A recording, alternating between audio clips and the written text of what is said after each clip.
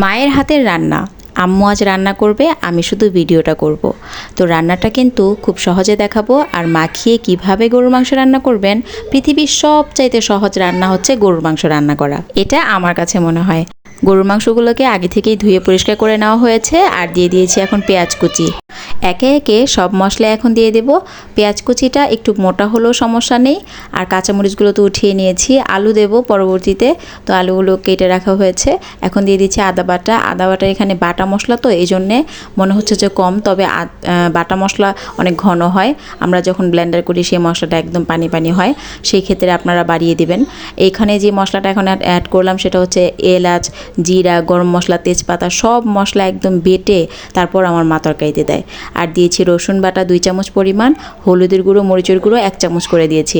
আর দিয়েছি ধনিয়ার গুঁড়ো 1 চামচ পরিমাণ। দেওয়ার পর স্বাদ মতো লবণ দিয়ে দিবেন, মানে পরবর্তীতে আবার লাগলে দেখে নেবেন, তারপর দিয়ে দিতে হবে। সবশেষ দিয়ে দিলাম রান্নার তেল। সবগুলো মশলা দিয়ে এখন কিন্তু মাখিয়ে নিতে হবে।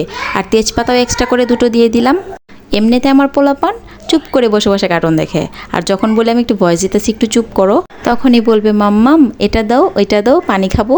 এমনি কিন্তু চুপ করে বসে থাকে, কোনো কিছুর জন্য আমাকে ডাকে না। একটু ভয়েস দিতে আসলেই ওদের কথা বলতে হয়। সব কথার এক কথা না বলতে পারবা না, যেটা না করবা সেটা বেশি করে করতে হবে। না কেন বলবা?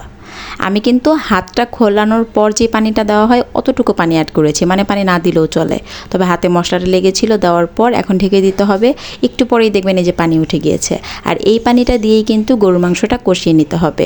আর মোটামুটি যতটুকু পানি উঠবে জালটা একটু মিডিয়ামে রেখে তারপর কষিয়ে নিলে এই গরুর মাংসটা এই পানিতেই কিন্তু একদম কষানো হয়ে যাবে। কষানোর সময় যদি ঠিকঠাক মতো সেদ্ধ না হয় তাহলে ওই গরুর মাংসটা পানি দেওয়ার পর ওই সেদ্ধটা কিন্তু হবে না। কষানোর সময় একদম নরম করে নিতে হবে। আর এই দেখতেই পাচ্ছেন কতটা পানি উঠে গিয়েছে, এতেই কিন্তু কষানোটা হয়ে যাবে। আমি কিন্তু মাঝে মাঝে নাড়াচাড়া করেছি, সেটাও কিন্তু আপনাদেরকে দেখিয়েছি।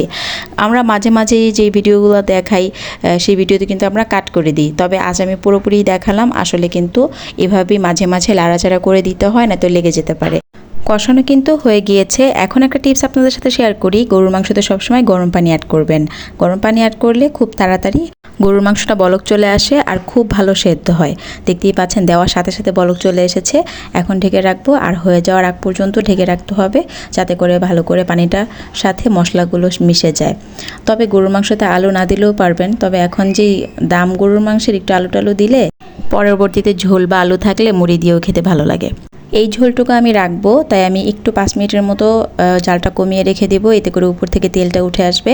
আর ঝোলটা রাখার কারণ হচ্ছে আমরা এটা চিতই পিঠা দিয়ে খাবো, তাই ঝোলটা রেখেছি। ঝোল আলুর দিয়ে চিতই পিঠাটা খেতে খুব ভালো লাগে।